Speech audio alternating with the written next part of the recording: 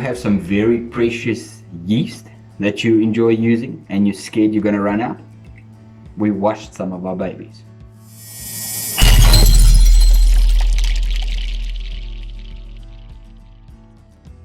Hello and welcome back to another Beaver DIY day. It's early in the morning, just before I pop off to work. Over here we have the yeast that has been washed. It's now 4 times.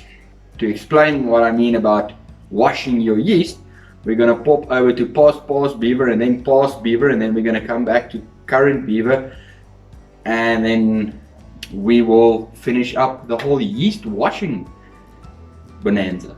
So let's get into that. Okay, so here is step 1. I finally remembered. So future beaver or past beaver or some or other beaver will be bragging about the fact that he remembered to film the washing of the yeast. So over here in this bucket we now have the yeast that is left over after we transferred it into our still. So we transferred the washing to the still. This is the bootleggers brandy and tequila yeast. It's great yeast, so I just want to capture it and I want to reuse it again. So step 1, leave the sediment at the bottom. Get yourself a bottle of water, or normal tap water will do if you use tap water to distill with. All you're going to do is you're going to add about 2 liters depending on the volume of your tank here. I've got a 20-liter bucket, so I will be adding about 2 liters to the bottom sediment here.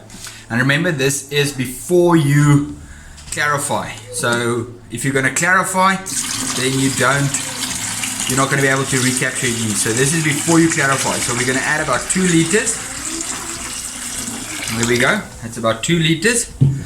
And now you should have a nice slurry at the bottom. So what you're going to do now is you're going to stir up the slurry to get all that yeast cake and everything elevated into the, or back into suspension.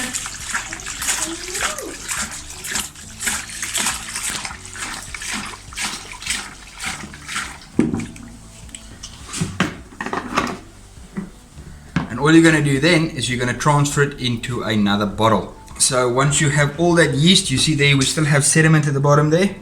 You want all that sediment to be back into suspension.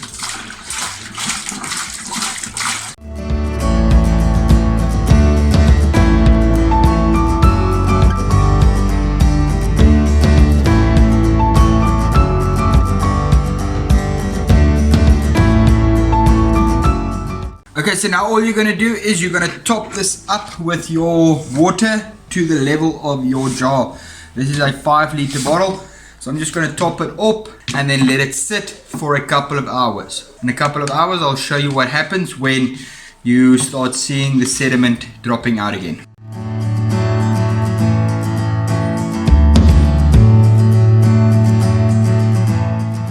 Here we go. Now we're just going to leave it for a couple of hours, allow the sediment to start, the separation to start happening. Once that happens, I'll show you step number 2. Time for step 2 of washing the yeast. Now this is the morning before I head off to work. As you can see, the yeast has now started settling out. So you'll see 2 clear different types of layers at the bottom there.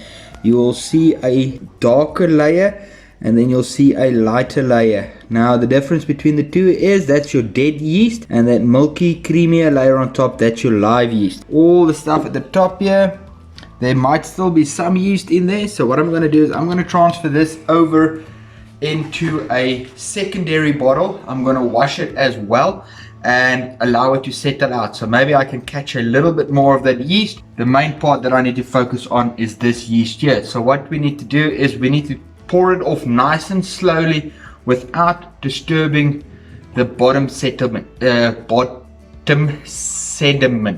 There we go.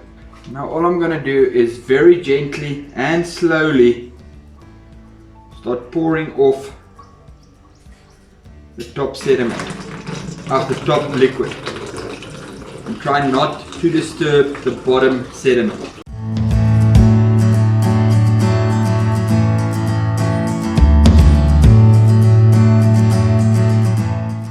So I'm not going to risk that last little bit. As you can see now, what we are left with is a nice milky bottom part. So what I'm going to do now is just top it up with water again, give it a good shake to remove any of the sugars or suspended matter from it, and allow it once again to settle out, and the liquid should come out clearer than the first liquid. What we are going for at the end is to have a completely clear liquid on the top and our yeast settling out.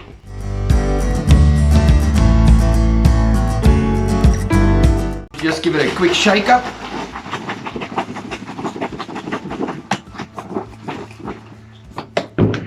Just degas it quickly.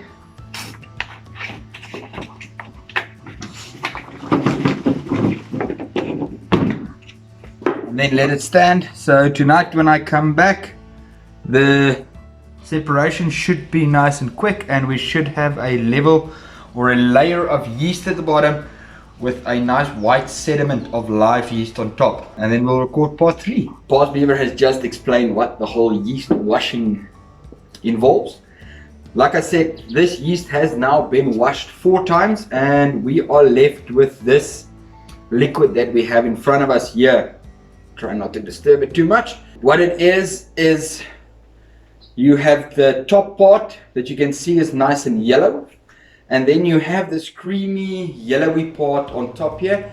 That's a lot of your live yeast, and then you have your yeast cake at the bottom. I left it in the fridge overnight to allow that last little bit of sediment of the yeast to drop out to the bottom.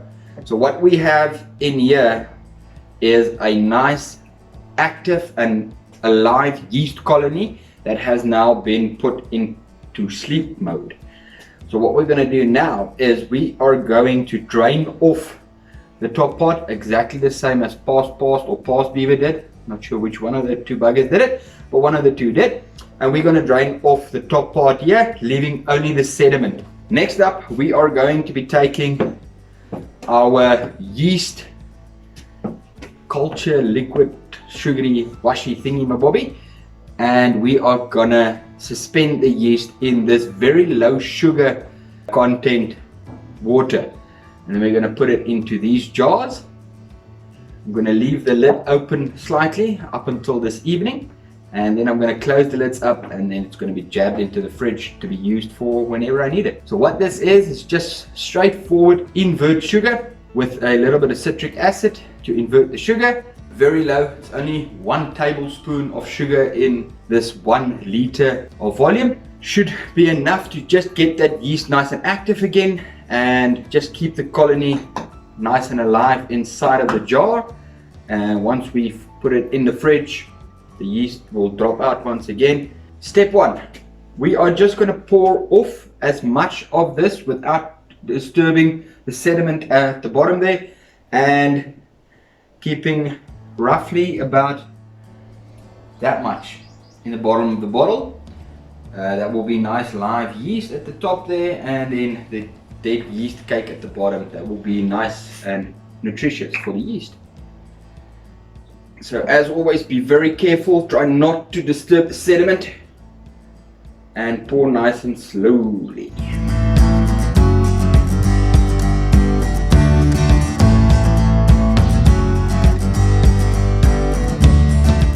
So there we go. Like I said, I'm just going to leave a little bit at the bottom there. Everything has been sanitized once again, don't worry. What I'm going to do now is I'm just going to pour over this liter of the sugary water into this so I can get everything mixed up. So now what you should be left with is a nice milky, just yeast filled liquid, and then all the sediment at the bottom has now been mixed back into solution. Just to make it easier for me to decant into this, I'm just going to pour it back into this jar here. Okay, don't worry about the rest of the yeasty babies on the inside of this.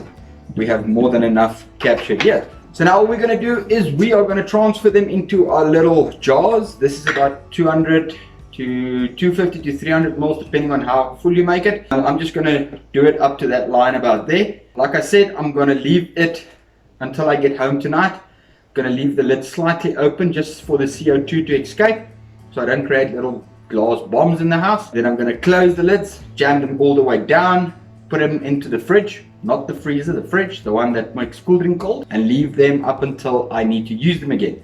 Then what I'm going to do is on the day of preparing my wash, I'll take this out in the morning, leave it out, just once again crack the lid just a little bit and get that yeast to get nice and active in the jar again. When it's time to pitch, just pour this whole jar, this is enough for about 20 liters, into your wash.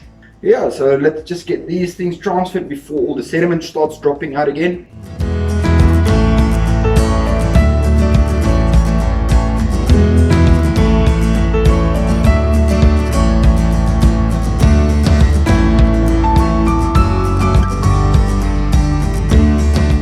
So there we go. These ones are going to stand outside.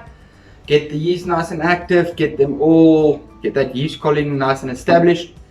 This one that you see here, what I'm going to do with this one is I am going to top it off with some of that sugar water. I'll invert some more sugar water and just get this up to the top there and get that yeast colony in there to get nice and active once again. And then same process. So yeah, in the next video we will be using one of these bad boys to pitch into our wash. So as always, thank you very much for watching and have a lucky day.